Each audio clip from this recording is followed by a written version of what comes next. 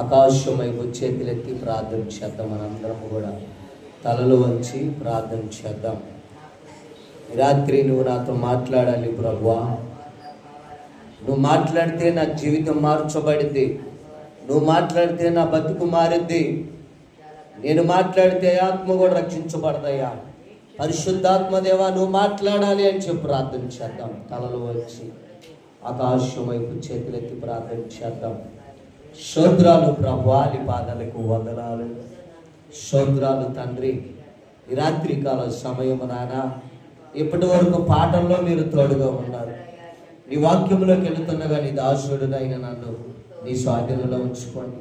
పరిశుద్ధాత్మదేవా, నేను మాట్లాడితే ఆత్మ కూడా రక్షించబడదు, కానీ మీరు మాట్లాడితే అనేక ఆత్మలు రక్షించబడతాయి. నా నోట నీ మాట ఉంచండి అయ్యా. మీరు మాట్లాడండి. ఈరోజు ప్రభువా, సంఘానికి ఏ వాక్యము అవసరమో ఈ శబ్ద యంత్రం ద్వారా వింటున్న బిడ్డలకు కానీ, అయా మందిరంలో ఉన్న బిడ్డలకు కానీ మీరు మాట్లాడండి.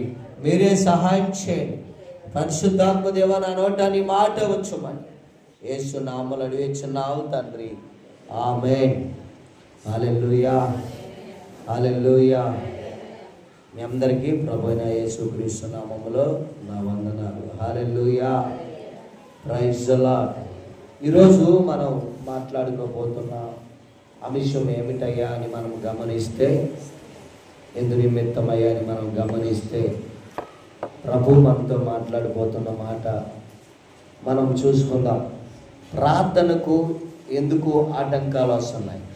అర్థమవుతున్న అంశం ఏందో? ఈరోజు నా అంశం ఏంది? ప్రార్థనకు ఎందుకు ఆటంకాలు వస్తున్నాయి? ఆటంకాల వల్ల మనం ఏది కోల్పోతున్నాం? ఆశీర్వాదాలు కోల్పోతున్నాం, జవాబు కోల్పోతున్నాం, అవునా? ఇంకా మనం పొందుకోవాల్సిన అద్భుతాలు కానీ స్వస్థతలు కానీ ఏవి కూడా మనం ఎందుకు పొందుకోలేకపోతున్నాం? నీ దీవెనలు ఎందుకు ఆగిపోతున్నాయి? నీ దగ్గరికి రాకుండా ఎందుకు ఆటంకాలు వస్తున్నాయంటే, ప్రార్థనలో ఏం లేదు, శక్తి లేదు. ప్రైజ్ ది లార్డ్, హల్లెలూయా. ఈరోజు ఏ అంశం అంటే ప్రార్థనకు ఆటంకములు. ఒకటి యాకోబు 4వ అధ్యాయంలో 3వ వచనంలో మనం ఒక మాట చూద్దాం. యాకోబు 4వ అధ్యాయం 3వ వచనంలో రాత్రి ప్రభు మనతో మాట్లాడును గాక. ఆమేన్, హల్లెలూయా. చూద్దామా? యాకోబు 4వ అధ్యాయంలో 3వ వచనంలో, మీరు అడిగినను మీ భోగముల నిమిత్తం వినియోగించుటకే దురుద్దేశముతో అడుగుదురు. Praise the lord. ఈరోజు ప్రార్థనలో ఎందుకు కొన్ని ప్రార్థనలు మనం జవాబు పొందుకోలేకపోతున్నాం అంటే, మనం ఏమడుగుతున్నాం? శత్రువు చచ్చిపోవాలని అడుగుతాం, అవునా? వాడు నాశనం అయిపోవాలని అడుగుతాం. ఇంకా ఏమని అడుగుతున్నావు? విరోధి కనపడినప్పుడు వీడు పోతే బాగుండయ్యా, అవునా? పాపం వచ్చినప్పుడు కొట్టలేక ఏం చేస్తామంటే నోరుతో శాపాలు పెడతాం, ఆశీర్వాదించాం, అవునా? తండ్రి, వీరు ఏం చేయించున్నారో వీళ్ళకి తెలియదు, వీరిని క్షమించు అని ప్రభు చెప్తే, ఈ మానవుని యొక్క కోపం ఎలాంటిది, కక్ష ఎలాంటిది అంటే, కొట్టలేకపోయినా నోరుంది కదా, ఈ నరవలేని నాలుగు ఏం చేసిద్ది? ఏదంటే అది వాగుతా ఉంటుంది అనమాట. Praise the lord. ఏమంటున్నాడు ఇక్కడ? వీరు అడిగినను మీ భోగముల నిమిత్తం వినియోగించుటకే దురుద్దేశం అడుగుతున్నట. ఏమడుగుతున్నా? దురుద్దేశంతో అడుగుతున్నావు. ఉదాహరణకి, నా శత్రువు నా ముందున్నప్పుడు వీడు పోవాలనో, వీడికి ఏది జరగకూడదు, వీడు ఫెయిల్ అవ్వాలి, వీడు నాశనం అయిపోవాలి, వాడు పంటలు బాగా పండకూడదు అని అలా వికృతితో స్వార్థపూరితమైన ప్రార్థన చేసినప్పుడు ఆ ప్రార్థన ఏమైందంట? ఆటంకముగా మార్చబడింది. వినాలి, మీరు వింటే అర్థమైంది. ఎందుకు నీ ప్రార్థనకి ఆటంకం వచ్చింది అంటే, నీ ప్రార్థన సరైన ప్రార్థన కాదు. నీ ప్రార్థనలో స్వార్థం ఉన్నది. నేను బాగుండాలి, ఎదుటోడు ఏమైపోయినా పర్వాలేదు, ఎదుటోడు నాశనం అయిపోయినా పర్వాలా, ప్రభు అలా వాడు ఉండయ్యా, వాడి పంట నాశనం అయిపోవాలి, వాడు ఏది పట్టుకున్నా నాశనం అయిపోవాలయ్యా, నేను బాగుండాలి. ఈరోజు ప్రార్థనలు కూడా ఎలా ఉంటాయి అంటే, స్వార్థపూరితమైన ప్రార్థన. నేను నా కుటుంబం బాగుంటే చాలు, ఎలా ఉన్న పర్వాల సంఘం, ఎలాంటి వారైనా పర్వాల, వాడేమైపోతే నాకెందుకులే, అలాంటి ప్రార్థన. అందుకే ప్రార్థనకి ఏమొచ్చిందంట? ఏమొచ్చింది? ఆటంకం వచ్చింది. Praise the lord. మరొక బాధను కూడా మనం చూస్తే జీవితంలో విగ్రహారాలు ఆటంకాలు. ఆ అంశం మనం తర్వాత మాట్లాడుకుందాం. అయితే సమయం లేదు కాబట్టి ఆ 3వ మాటలో కూడా మనం చూస్తే ఈరోజు ప్రార్థనకి ఆటంకంలో 7 మాటల్లో ఒక మాట మనం చెప్పుకున్నాం. 2వ మాట తర్వాత చూసుకుందాం, సమయం లేదు. 3వ మాటలకు మనం వచ్చేసరికి సామెతల గ్రంథం 28వ అధ్యాయంలోకి మనం వెళ్దాం. సామెతల గ్రంథం ఉందా మీ బైబిల్లో? సామెతల గ్రంథం 28వ అధ్యాయం చూద్దాం. 9వ వచనం. ధర్మశాస్త్రమును వినపడకుండా చెవిని తొలగించుకొని వాడి ప్రార్థన హేయమంట. అబ్బా, ఏ ప్రార్థన? వాడు చెప్తే నేను వినను, వాడు నా చుట్టూ కాదు, నా అయినోడు కాదు, అవునా? వాడికి నేను వినేదేంది? వాడి చేత నేను ప్రార్థన చేయించుకునేదేంది? ఆటంకం. ఎందుకు ఆటంకం వచ్చింది? ఆ ప్రార్థనలో ఏమొచ్చింది? ఒక విధమైన ఆటంకం. ఎందుకు ఆటంకాలు వచ్చాయంటే వాడి చేత నేను చేయించుకునేది ఏంది? పాస్టర్ చేత నేను చేసుకోనా? ఆటంకం అందుకే వచ్చింది. హేయమైన ప్రార్థన. హేయము అంటే ఏంది? అర్థమైందో తెలుసా? హేయము అంటే అర్థమైంది ఏందో? ఇష్టము కానిది, నచ్చని ప్రార్థన. ప్రభు అదే అంటున్నాడు. నీ ప్రార్థనకి ఎందుకు ఈరోజు ఆటంకం కలుగుతుంది అంటే నీ ప్రార్థనలో శత్రుత్వం చూపిస్తున్నావు కానీ ప్రేమ చూపించలేకపోతావు. ప్రభు యేసు ఏమని చెప్పాడు తెలుసా? ఒకరికి ఒకరు ప్రేమించుకోవాలి, లోబడి ఉండాలి, ఒకరి మాటలు ఒకరు అర్థం చేసుకోవాలి, క్షమించగలిగి ఉండాలి. అయితే దేవుడు ఏమంటున్నాడంటే మరలా 9వ వచనం చూస్తే మనం ఏమంటున్నాం? ధర్మశాస్త్రమును వినకుండా. ఈరోజు చాలామంది చర్చిలో ఉంటాం కానీ వాక్యం మీద పెట్టాం, మనసు ఇంటికాడ పెడతాం, అవునా? ఇంకొంతమంది చర్చిలో ఉంటారు కానీ శరీరం మీద ఉంటుంది కానీ ఆత్మ ఎక్కడో ఉంటా ఉంటుంది. అర్థమైందా? వాక్యం ఎక్కడ ఉంటుంది? వాక్యం మీద ఉండదు. ధర్మశాస్త్రం ప్రకటిస్తున్నప్పుడు, వాక్యము ప్రకటిస్తున్నప్పుడు మన మనసు మనము ఆ వాక్యంలో పెట్టినప్పుడు నీ ప్రార్థనకు ఆటంకం ఉండదు. నువ్వు శ్రద్ధగా ఆసక్తిగా నువ్వు వాక్యం వింటే నీ ప్రార్థనకు ఆటంకం ఉండదు. అంతే. వినికిడిలో కూడా ఏముందంట? ఏముంది? ధర్మశాస్త్రాన్ని మనం వినమంట. ఏమింటున్నావు? చూడండి. చెవిని తొలగించుకొని వాడి ప్రార్థన నాకు హేయములు.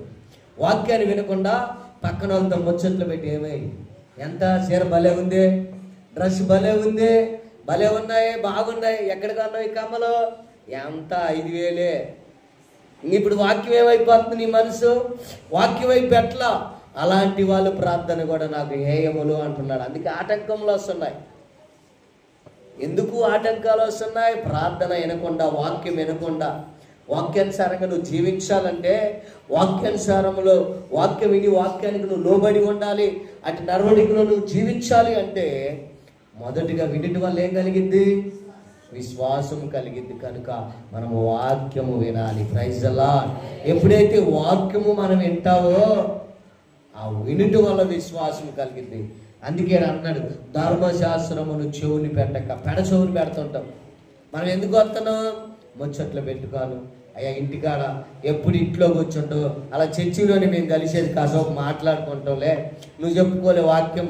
అలా చెవుని పెడితే చూడండి, స్పష్టంగా చెప్పాడు అక్కడ, ధర్మశాస్త్రమును వినకుండా చెవిని తొలగించడం. అంటే ఏం చేస్తున్నాం? తీసేయమని కాదు, పక్కన పెడతాను. మన చెవి ఏంటంటుంది? ఎడు చూస్తున్నారు వీళ్ళు, ఏం చెప్పుకుంటున్నారు? చెవు అట్ట వేయటం అనమాట.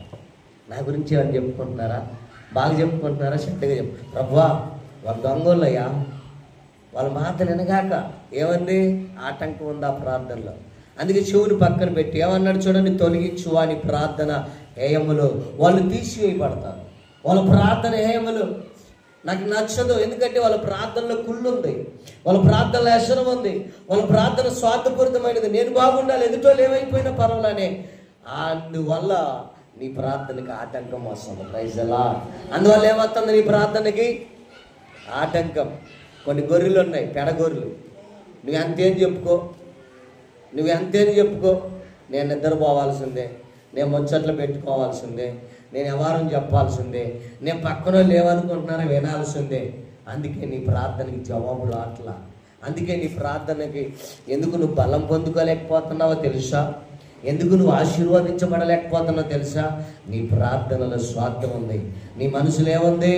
కుళ్ళు, కుట్రలు, వ్యసనాలు, కేజీలు ఉండి కావాలా, కేజీలు లెక్కలో వేస్తే. అవునా? ఇవన్నీ ఉండటం వల్ల ప్రార్థన ఆటంకంగా మార్చబడుతుంది. Praise the lord. అందుకే అన్నాడు, నీ ప్రార్థనకు ఆటంకములు వచ్చాయి. ఎందుకు జవాబు పొందుకోలేకపోతున్నావు? ఎందుకు నీ ప్రార్థనకి దీవెనలు తీసుకోలేకపోతున్నావు? ఎందుకు యేసయ్యతో నువ్వు సూటిగా మాట్లాడలేకపోతున్నావు అంటే, ఇన్ని మనలో ఉంటే ఎందుకు మనం పొందుకోలేం? ఇన్ని మనలో ఉంటే వ్యసనాలు, పైన బాగానే ఉంటావు, లాభాలంతా కూడా వ్యసనమే. అందుకే ప్రార్థనకి ఆ జవాబు రావట్లా. Praise the lord. కొంతమంది ఉపవాసాలు ఉంటారు కానీ జవాబు రాదు. కొంతమంది మనుషులు చూసేటట్టు చేస్తారు ప్రార్థన. పక్కన వాళ్ళు చూసారా? నా పక్కన వాళ్ళు, అబ్బో ఈ పిల్ల ఎంత బాగా చేస్తుందరా, ఇన్ని సేపు చేసింది ప్రార్థన, ఇన్ని గంటలు చేసింది ప్రార్థన అనుకోలేదని ఆ ప్రార్థనకు కూడా జవాబు రాదు. నన్ను చూస్తుంది మనుషులు కాదు, నన్ను చూడాల్సింది నా పక్కన వాళ్ళు, రాజులు, పాస్టర్లు, సేవకులు, అపోస్తులు, వీళ్ళు కాదు. ఎవరు చూడాలి నిన్ను? ఎవరు చూడాలి? ప్రభు అయిన యేసుక్రీస్తు చూడాలి నీ ప్రార్థన. హల్లెలూయా. అందుకే నీ ప్రార్థనకి ఆటంకాలు వచ్చాయి. కొంచెం కిందకు వస్తే ఒక మాట చూడండి, 10వ వచనంలో చూస్తే, యథార్థవంతులు దుర్మార్గమందు చొప్పించువాడు తను తొవ్విన గోతిలో తనే పడినట. Praise the lord. ఏమంటున్నారు? ఎవరైతే గోతిలో, మీకు చిన్న ఉపమానం చెప్పనా? బైబిల్లో ఆమోను ఒక గోతిని చేశాడు. ఎవరికైనా ఐడియా ఉందా మీకు? ఏమైనా ఎవరికి గోతిని చేశాడు ఆమోను? మొద్దుకైకి చేశాడు. ఉరి తీయాలి, సువార్త ప్రకటిస్తున్న, ప్రార్థన చేస్తున్నాడు, వీళ్ళు అసలు మనకు నచ్చదు, ఈ జాతి విరుద్ధమైనది, ఉరి తీయాలని చెప్పి మొద్దుకైని ఏం చేశాడు? ఆమోను ఏం చేశాడు? ఉరి శిక్షకు అమలు చేశాడు. కానీ ఎస్తేరు ఏం చేసింది? ఉపవాసం ఉండి కన్నీరు కార్చి గదిలో దొర్లాడింది. రాజు చూడాలని చేయలే ప్రార్థన. రాజు మనిషి కూడా మారిపోయి నీ పాలనే నా పాలన అనేలా రాజు నోటిని దేవుడు ఏం చేశాడు? కఠినమైన నోరు అది మార్చేశాడు. కారణం, ఎవరు తవ్వుకున్న గుంతలో వాళ్ళే పడతారు. ఈరోజు నీ ప్రార్థనకి ఆటంకాలు ఎందుకు వస్తున్నాయి? ఎందుకు దేవుడు వినట్లేదంటే, యామోను మొద్దుకై ఇలాంటి జీవితంలో ఉన్నావేమో. అవునా కాదా? వాడిని ఉరిదిత్తి ఈడు సంతోషపడాలి అంతేగా, వాడు ఏడుతుంటే ఈడు సంతోషపడాలి అంతేగా, వాడిని గుంతలో దోసేస్తే నేను పైకి వస్తా, ఈయన దొక్కితే నేను పైకి వస్తా, అదేగా. అందుకే అంటున్నాడు చూడండి, ఎవరు తవ్వుకున్న గుంతలో వాళ్ళే పడతారు. Praise the lord. జాగ్రత్త. ఒక క్రైస్తవుడిగా, ఒక ప్రార్థనా పరుడుగా, ఒక విశ్వాసిగా, నమ్మి రక్షణ పొంది బాప్టిజం తీసుకున్న నీవు పక్క వాళ్ళకి మనం ఏం చేయాలి? గోతులు తవ్వేవారిగా మనం ఉండకూడదు, కానీ వాక్యానుసారంగా ఉండి వారిని మనం క్షమించగలగాలి. క్షమించగలకపోతే ఇప్పుడు ఏమైంది? రాజు సైతం ఏం చేశాడు? ఏదైతే రాయించాడో అన్ని కూడా చదివాడు రాజు, అన్ని కూడా విన్నాడు. లాస్ట్కి ఇది మీకేరా అని చెప్పి ఏ చెట్టు అయితే తయారు చేసుకున్నాడో, ఏ తాడైతే తయారు చేసుకున్నాడో ఆ తాడే ఆ చెట్టుకే తానే ఉరేసుకోవడం జరిగింది. Praise the lord.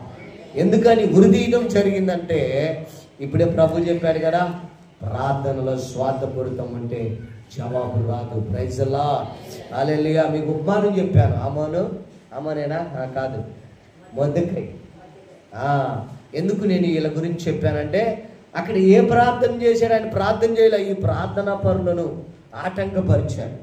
ప్రార్థనా పరులను వీళ్ళిద్దరిని దిద్దే చాలు, మిగతా వాళ్ళందరూ నేనుంటే చాలు, నన్ను లేపెత్తి మీరందరూ రారుగా, కొత్తరా ఏదో ఒక రోజు 2 రోజులు వచ్చి ప్రార్థన చేసుకుని పోతారు, రారు. ఎవరన్నా వచ్చినా వాడిని లేపేస్తా అంటాను నేను. అలా చూశాడు ఈయన. దేవుడు చూశాడు, ఏ రాజు అయితే నీకు అధికారం ఇచ్చిందని గర్వించావో, ఏ రాజు అయితే నీకు ఆ గిఫ్ట్ వచ్చిందని గర్వించావో, అదే రాజు నోట ఏమొచ్చింది? ఉరికై వచ్చింది. హల్లెలూయా. దేవుడు రాతి గుండెలను మాంస హృదయాలుగా మారుస్తుంటే, ఒక క్రైస్తవుడిగా, ఒక ప్రార్థన పరుడుగా నువ్వేం చేస్తున్నావు? ఎందుకు నీ ప్రార్థనలు ఫలించట్లా? ఎందుకు నీ ప్రార్థనలు పరలోకం వెళ్ళట్లా? ఎందుకు నీ ప్రార్థనలకు జవాబు రావట్లేదంటే, మనలో ఏమున్నాయి? కుళ్ళు, కుట్ర, వ్యసనం, ఒకరి మీద ఒకరు త్రోగునే పనిలోనే ఉన్నావు. అందుకే ఆటంకాలు వచ్చాయి నీ ప్రార్థనకి. Praise the lord, hallelujah. మరొక మాట కూడా మనం చూస్తే కనికరం లేకపోవుట ఆటంకం అంట. సామెతల 2:9 నాకు మనం చదివింది వాక్యమునకు విధేయుట ఆటంకం. ఇప్పుడు 4వ వచనములో మనం చూస్తే 4వ వచనములో కనికరము లేకపోవటం ఆటంకం. సామెతలు చూడండి, ఆ సామెతలు 21వ అధ్యాయంలో ఒక మాట మనం చూసుకుందాం. సామెతలు 21వ అధ్యాయంలో చూడండి 13వ వచనములో దరిద్రులు మొర వెనక ఏమవుతున్నాడు అక్కడ? దరిద్రుల యొక్క ప్రార్థన నేను వినను, స్వార్థపూరితమైన ప్రార్థన నేను వినను. ఏం చేస్తున్నాడు దేవుడు? దరిద్రుడు ప్రార్థన ఎందుకు వినట్లేదంటే అది స్వార్థపూరితమైన ప్రార్థన. Praise the lord. అందుకే ఆయన ఏం చేశాడమ్మా అక్కడ? ఏం చేశాడు? చెవి మూసుకొని వాడు తన మొర్ర పెట్టినప్పుడు పక్కన వాళ్ళ ప్రార్థనను చెవి మూసుకొని ఆటంకం పెడితే ఇప్పుడు నీ ప్రార్థన నువ్వు మొర్ర పెట్టినప్పుడు ఏమైపోద్ది అంటమ్మా? చెప్పాలి. ఏమైపోద్ది? చెప్పండి మీరు. ఏమైపోతుంది అక్కడ చూడండి. తాను మొర్ర పెట్టినప్పుడు అంగీకరింపబడదు అంట. అంటే ప్రార్థనకు జవాబు రాదు. నువ్వు ఎంత కన్నీరు కార్చినా, ఉపవాసం ఉన్నా, యాక్షన్ చేసినా, నటించినా, ప్రజలు చూసేటట్టు ఉన్నా ఎందుకు నీ ప్రార్థన అంగీకరించబడదంటే అక్కడ ఏమన్నాడు? దరిద్రుడు. చూడన్నారు, దరిద్రుల మొర్ర వెనక చెవి మూసుకొని వాడు ఎవరు? ఎవరు? యేసయ్యకి రంగు, రుచి, వాసన ఏమీ లేవు, సమస్తము తయారు చేసిన వాడు ఆయనే.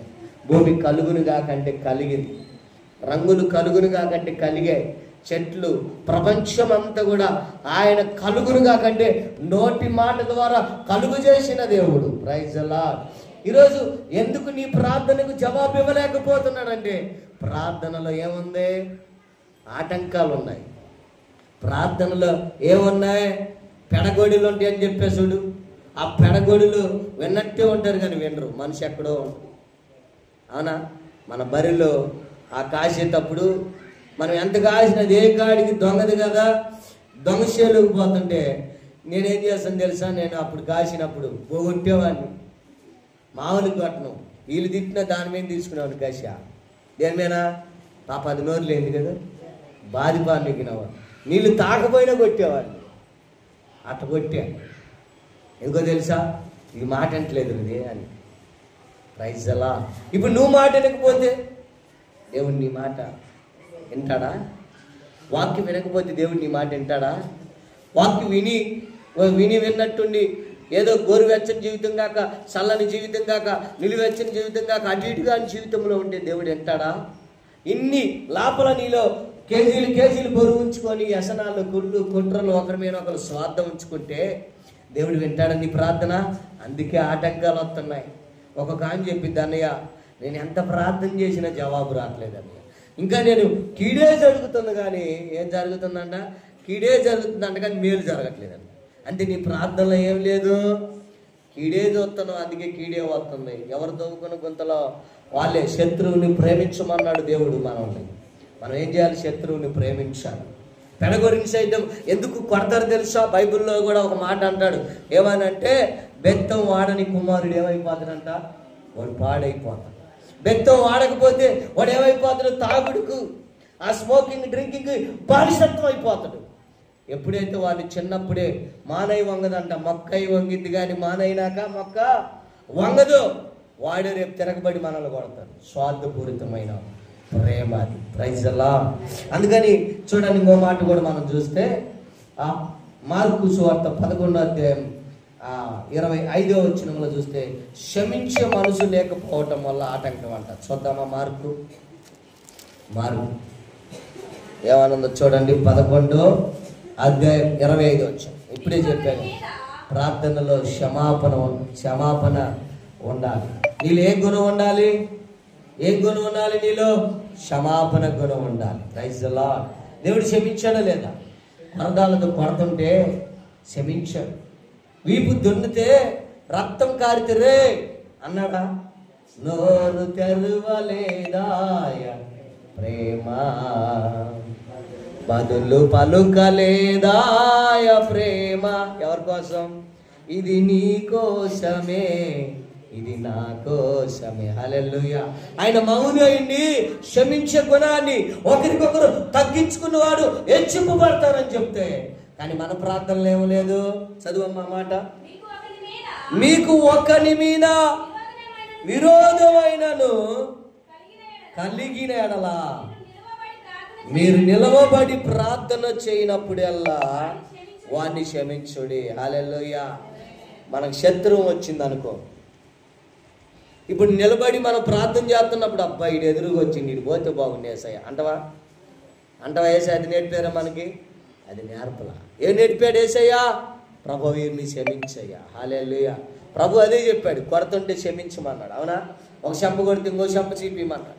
తగ్గింపు, తనను తగ్గించుకున్నవాడు హెచ్చింపు అవుతాడు. నువ్వు ఇప్పుడు నీ శత్రువుని క్షమించినప్పుడు చూడండి అక్కడ ఏమన్నాడు, శత్రువుని ఎప్పుడైతే నువ్వు క్షమిస్తావో మీరు నిలబడి ప్రార్థన చేయనప్పుడల్లా వానికి క్షమాపణలు వస్తాయంట. హల్లెలూయా. అప్పుడు పరలోకమందున్న మీ తండ్రి మీ పాపములను కూడా, హల్లెలూయా, ఎప్పుడైతే నీ శత్రువుని నువ్వు క్షమిస్తావో నీ ప్రార్థనకు పరలోకమందున్న తండ్రి కూడా ఏం చేస్తున్నాడు? నీకు క్షమిస్తాడు. నువ్వు ఎప్పుడైతే నీ శత్రువును ప్రేమిస్తావో, ఒక్కొక్కరు ముఖమైన చూపిస్తారు, ఎదురొచ్చిందిరా యాక్టు అంటుంటారు. అవునా? రాని కోపం రాని కూడా యాక్టు అని వస్తావు, నీ బతుకు జాడ అన్నట్టుగా మాట్లాడతావు కదా. దేవుడు ఏమన్నాడు? వారిని నువ్వు క్షమించి ప్రార్థన చేసినప్పుడు నేను నీ పాపములను క్షమిస్తానన్నాడు. Praise the lord. హల్లెలూయా. మరొక మాట కూడా ఏందయ్యా అంటే చూడండి ఇక్కడ, కుటుంబములు సరిగ్గా లేనందువల్ల. హల్లెలూయా. 1 పేతురు 3:17 చూద్దామా? స్పీడ్గా చూద్దామా? టైం అయిపోతుంది. 1 పేతురు 3:7 1 పేతురు 3:7 వచ్చినములు జీవమును కృపావరములు మీ భార్యలు మీతో పాలివారయ్యండి ఎరిగి ఎక్కువగా బలహీనమైనప్పుడే భార్యను సన్మానించి మీ ప్రార్థనలకు అభ్యంతరము కలగకున్నప్పుడు జ్ఞానము చొప్పున వారిని కాపురము చేయాలంట. 1 పేతురు 3:7 తల్లిగా కుటుంబములు సరిగ్గా లేనందువల్ల. అంటే అర్థమైంది, ఇంట్లో భార్య సరిగ్గా ఉంటే, భర్త సరిగ్గా ఉంటే నువ్వు ప్రార్థన చేసుకున్నప్పుడు ఆటంకాలు ఉన్నావు. అవునా? ఒకసారి మనం మనసు మారి ఈరోజు ఇంటికాడ ఉన్నావు కదా, కాస్త ప్రార్థన చేసుకుని అలా కూర్చుని అనుకో, ఆ టయానికి వస్తారు. ఎవరు వస్తారో ఏదో ఒక రూపాన సాతానుడు నిన్ను ఆ స్థానంలో నుంచి లేపింది. ఎందుకంటే సాతాను గడికి తెలుసు ఈమె ప్రార్థనలో కూర్చుంటే నన్ను నేను కాలిపోతా, అందుకని ఏం చేస్తాడు? డిస్టర్బ్. ఎక్కువగా వాడికి దొరికేది ఎవరంటే భార్యలే దొరుకుతారు. తెలుసా మీకు? భార్యలు ఎందుకు దొరుకుతారంటే వీడు ఎవరి మాట వింటాడో, అమ్మ మాట వింటాడు అంటుంటారు. ఇప్పుడు ఎవరి మాట వింటాడో సాతాను గడికి వీక్నెస్ బాగా తెలుసు. ఏం చేస్తాడు తెలుసా? భార్యలో గిలి పెడతాడు. ఏం గిలి పెడతాడు? అమ్మ నీ మొగుడు అందరిని ఎత్తుని చేయబెట్టి చేస్తాడు. ఏమొచ్చింది? నిజం. ఓ పాస్టర్కి ఇలా జరిగింది, విడాకులు దాకపోయింది, అది నాన్న దాకా వచ్చి కేసు నానే సరి చేశాడు. అసలు ఏందంటే ఏం లేదన్నయ్య, నేను ఇంత బాగున్నాగా నాన్న ఎత్తిని చేయి పెట్టాడు అన్నయ్య, అలా దాన్ని ఎత్తిని పెడతాడంట. అప్పుడు ఏమొచ్చింది? ఇవలో గిలి. జాగ్రత్త, అనుమానం. ఏం పోతావు?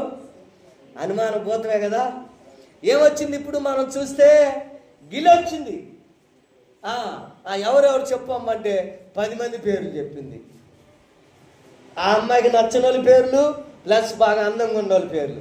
ఎందుకంటే వాళ్ళని ఎత్తిని పెడతాడంట పాస్టర్ గారు. అది ఏడదాకపోయింది అనుమానం, పెన్నుపోతమైంది. నేను మా పాస్టర్ అమ్మ కూడా చెబుతా, అమ్మ నేను ప్రార్థన పెట్టి చేస్తున్నప్పుడు, చేయబెట్టి ప్రార్థన చేస్తున్నప్పుడు నువ్వు గిలిపెట్టుగా. సేవకుడు బాధ్యత ఏందో తెలుసా? సేవకుడు బాధ్యత ఏంది?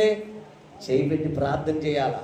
మీరు విశ్వాసులు మీ సమస్యలు చెప్పుకున్నప్పుడు ఓపికతో వినాలి. విని దానికి తగ్గ ఏం చేయాలి? మీకు ఏం చేయాలి? ప్రార్థన చేసి దేవుడు కార్యం చేస్తాడు. నువ్వు భయపడగాక. నీ గ్యాస్ స్టవ్ నిన్ను ఏం చేయదు, నీ రోగం నిన్ను ఏం చేయదు. ధైర్యాన్ని చెప్పాలి. Praise the lord. హల్లెలూయా.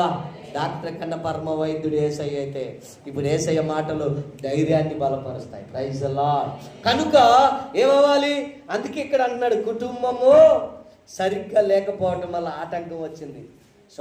సోదరం అనగలే ఏమో లేపింది భోజేసినలే. అవునా? అవునా కాదా? అవునా కాదా? ఖచ్చితంగా అనుమానం కాదు అది. ఖచ్చితంగా సాతానుగాడు చేస్తున్న తలంపు అది. ఏమన్నా దూరతాడు. అదే అమ్మ విషయాన్ని కాపా చేసుకోపా అంటాడు ఖచ్చితంగా. ఎందుకంటే నేను కూడా కొన్నిసార్లు అలాగే అన్నా. ఏం పిలిచిద్దటి లెగవాల. ఎందుకు లెగవాలి? భార్య మాట వినాలి, ఒకరికొకరు లోబడాలన్నది బైబిల్. లెగవాలి. Praise the lord. అందుకే సాతానుగాడు ఏం చేస్తాడు తెలుసా?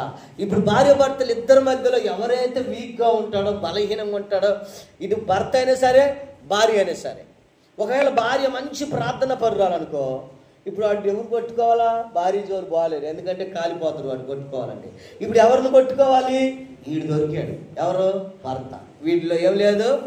ప్రార్థన లేదు. ఇప్పుడు భర్త మంచి ప్రార్థన పరుడు అనుకో, సాతాను ఎవరిలో దొరిందో తెలుసా? ఎవరిలో దొరింది? ఏం నాశనం అక్క? ఎవరిలో దొరింది? ఎవరిలో దొరింది? భార్యలో దొరింది. ఇప్పుడు ఏం లేపిద్దో తెలుసా? ఊరకు చేయి పెట్టేది కూడా ఆమెకి ఎట్ట కనపడింది? ఆనిచ్చి గట్టిగా రుద్ది చేసిండు ఆ ప్రార్థన. అవునా? ఈ గిలి అలా ఉంటుందంటే ఊరకు చూసినా తప్పే, మాట్లాడిన తప్పే, ఎప్పుడు వచ్చినా అన్న తప్పే. పనికి మాల తలంపులు మనలో పెట్టుకుంటే ప్రార్థన జీవితంలో ఎదగలేవు. అందుకే ఆటంకాలు నీ ప్రార్థనకి. ఎందుకు నీ ప్రార్థనకి? ఆమె కూర్చున్నప్పుడు దొంగేడు పెడుతుండదు. ఏసయ్య ఎందుకు నీ ప్రార్థనకి ఆటంకాలు వచ్చాయి? ఎందుకు నీ ఏడుపుకి ఆటంకాలు వస్తాయి అంటే, నీలో ఏముంది? కుటుంబ విషయంలోకి వచ్చేసరికి ఎన్నా కుళ్ళు కుట్రేసనాలు చెప్పా. ఇప్పుడు కుటుంబ విషయంలోకి ఏమొచ్చాయి? అనుమానాలు వచ్చాయి. ఏమొచ్చాయి? ఇంకా అనుమానం పెనుపోతాం. ఇది ఎలాంటి పోతామో తెలుసా? ఆ టీచర్ల మధ్య కూడా మా సార్ చెప్పేవాడు. అంటే రోజు ఒక టీచర్ని సార్ ఎక్కించుకొని పోతానమాట. వాళ్ళ భార్య ఒకరోజు చూసి, ఈ నోరూరు కాదు కానీ ఇంకొక ఆమె ఎక్కిద్దంట మన స్కూల్లో. ఏం పోయి భార్య చెప్పిందంట, రోజు ముందు ఆమెను కూర్చోబెట్టుకుంటారు, నన్ను మట్టుకుని కూర్చోబెడతాడు. ఏం వేసవి ఎందుకు ముందు కూర్చోలేదని. ఒక్కొక్కరు సీట్లో కారుల్లో ముందిత్తేనే లేకపోతే అలుగుతారు. అదొక తలంపు. అట్నే ఏం వేసవి ముందు కూర్చోబెట్టలేదని ఏం పోయి మొత్తం చెప్పింది. అది కూడా దాపోయిందంటే కోడి దాపోయిందంట. ప్రైజ్ అలా ఏమొచ్చింది? వాళ్ళలో డబ్బులు చూడాలి. ఆ సమయంలో డబ్బులు చూసారా? ఈయనకు 60,000 వస్తాయి, ఆమెకు 40,000 వస్తాయి. డబ్బులు చూసినారా? వాము విడిపోతే 40,000 పోతాయి, 60,000 పోతాయి అనుకున్నారా? ఆ ఆలోచనలు పుట్టితాక డబ్బులు చూడరు, పని చూడరు. వాళ్ళు మిరగాయలకు పోయిన ఒక కాయ కొత్త వాడు ఏం చేస్తున్నా ఇంటికాడ ఏడుండో వాడు ఏ గిలి. అందుకే అంటాడు, కుటుంబం సరిగ్గా లేకపోతే ప్రార్థన జీవితానికి ఆటంకాలు. Praise the lord. Hallelujah, hallelujah. 7వ వచనంలోకి మనం వద్దాం. ఇప్పుడు 6 చెప్పుకున్నాం. 7వ వచనం, మనలో దాచిన పాపము వల్ల ఆటంకం అంట. చదువుదామా? యెషయా 59 స్పీడ్గా 12వ వచనం. యెషయా 59:12 చదవాలి. మీరు చదువుతారని చెప్పి నేను ఒక్క నిమిషం మరలా ఫస్ట్ కానీ చదువు. మేము చేసిన తిరుగుబాటు క్రియలు మీ ఎదుట విస్తరించి ఉన్నాయంట. హల్లెలూయా. ఏ క్రియలు? తిరుగుబాటు క్రియలు. ఒకప్పుడు చేసిన తిరుగుబాటు క్రియలు. మీకు చాలాసార్లు చెప్పా, మన పితరుల యొక్క పాపాలు కూడా మనమేనే ఉంటాయి. చెప్పానా చెప్పలేదా? తెలుసా? మా మమ్మీ మా డాడీ చేసిన పాపాలు ఏదైనా చేయని మనకు సంబంధం లేదు. కానీ ఎవరి మీద ఉంటాయి అవి? 6 తరాలు. మా యాకోబు తాత సువార్తమ్మక అని చెప్తుంది నాకు శాపం. ఇప్పుడు 6 తరాల శాపాలు ఎవరి మీద ఉన్నాయి? నా మీదే ఉన్నాయి. ఎలా ఉన్నాయి? వాళ్ళ ఆస్తి అనుభవించినందుకు వచ్చాయి. అంతేనా? కాదు. మనం పాపములు క్షమించబడాలి. ప్రభు రక్తములు కడగకపోతే అవి అలాగే ఉంటాయి. Praise the lord. హల్లెలూయా. ఇప్పుడు భార్య భర్తల మీద ఎవరు పాపాలు ఎవరు శాపాలు ఉన్నాయి? కుటుంబాల మీద ఎవరు పాపాలు ఎవరు శాపాలు ఉన్నాయి? తల్లిదండ్రులుగా పెద్దవారుగా పెద్ద తలకాయలు చేసిన ఆ క్రమ మదమత్యాలు బట్టి ఆ పాపాల పిల్లల మీదకి వచ్చాయి. మీకు చిన్న ఉపమానం చెప్పనా? యేసన్న గారు రక్తం కక్కుకుంటుంటే కొంతమంది ఆ వాటలు కడుగుకొని ఆ వాటలు వాడు ఒక దోశ అట్టి ఇసిరేసి కింద తినరా అంతే. యేసన్న గారు అది అవును ఆత్రంగా తింటుంటే ఒకడు అంటాడు అక్కడ, ఆ వీడియో మీరు సరిగ్గా చూసారో చూడలేదు, ఆ బుక్ నేను చదివినప్పుడు, వాళ్ళ ఆంబోతు రాజా ఏదో పేరు, ఆయన పేరు ఆంబోతు రాజే కదా, ఆ పోతురాజు, ఎస్ పోతురాజు బతుకున్న మేకని పచ్చి ఆ రక్తము తాగుతాడు రా. వాడు తాత దాగిన రక్తము మనవడిగా ఈడు గక్కుతున్నాడు అనేవాడు. ఎందుకు అన్నాడు ఆ మాట? ఆయన ఆ రోజు చేసిన ఆ మేకని, బతుకున్న మేకని, ఆ బలిని కత్తితో నరుకుతాడు కదా. నేనేం చేశాడు?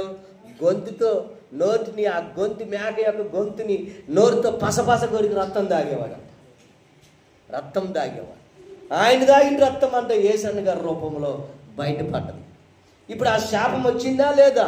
ఆ పాపం వచ్చిందా లేదా? అవి కడగబడాలి. నువ్వు పరిశుద్ధంగా ఉండాలంటే, నువ్వు ఆత్మీయ జీవితంలో ఫలించాలంటే, నీ పాపములు క్షమాపణ రావాలంటే నీలో ఏముండాలి? ముందు పశ్చాత్తాపం ఉండాలి. క్రీస్తు రక్తము ద్వారా కడగబడాలి. అప్పుడే నీకు విడుదల. హల్లెలూయా. అప్పుడే నీకు జవాబు. అప్పుడే నీ ప్రార్థనకి ఆటంకములన్నీ తొలగిపోయి నువ్వు అడిగింది అడిగినట్టు దేవుడు ఇస్తాడు. ప్రైజ్ అలా. నువ్వు అడిగింది అడిగినట్టు దేవుడు ఇస్తున్నాడు. కారణం క్షమాపణ వచ్చింది. నీలో స్వార్థం లేదు. అవునా? కల్మషం లేని మనసు అంటుంటారు మా సేవకులు. నన్ను ఏమంటారు? వీళ్ళు కల్మషం లేని వాడు గ్లాడి అంటుంటారు. ఎందుకు ఆ మాట అంటారు నాకు కూడా అర్థం కాదు వాళ్ళు అనే తప్పు. కానీ వాళ్ళు దూరంగా నేనే పోయి పలకరిస్తా, అన్న వందనాలు, అన్న వందనాలని పలకరిస్తా. అప్పుడు అంటారు లాడీ మాత్రం కల్మషం లేనాడయ్యా. మనం మన గ్రూపులో లేడని పలకపోయినా ఏం చేస్తుండో వందనాలు పెట్టి పలకరిస్తాను. అన్న టీ తాగుదురా అంటే వాళ్ళు మేము తాగినప్పుడు మాట్లాడుతున్నప్పుడు వాళ్ళు అనేవాడు. చూడండి, మనలో ఇవేవి కూడా ఉండవు. ఎవరైతే తగ్గించుకుంటారో వాళ్ళు హెచ్చింపబడతారన్న. ప్రైజ్ అలా. హల్లెలూయా. తనను తను తగ్గించుకున్నవాడు హెచ్చింపబడతావు. అంటే నీ ప్రార్థనలు ఇవన్నీ కూడా డిలీట్ అయిపోతే, ఉరిపోయి డిలీట్ అయిపోతే, ఆ స్వార్థం, ఆ కుళ్ళు, ఆ వ్యసనాలు ఇవన్నీ కూడా విడిచిపెడితే అప్పుడు నీ ప్రార్థనకి జవాబు రాబోతుంది. ఆమెను చెప్పండి. నిద్రపోతున్న ఆమెను చెప్పండి. వీళ్ళు పోతే కన్నా వినేవాళ్ళన్న గవాలు ఆమె అంటారు ఇవ్వగాలి. నిద్రపోయే వాళ్ళు మాత్రం దొరకరున్నారు. ప్రైజ్ అలా. హల్లెలూయా. హల్లెలూయా. ప్రార్థన చేసుకుందాం. మనందరం కూడా తలలు వంచి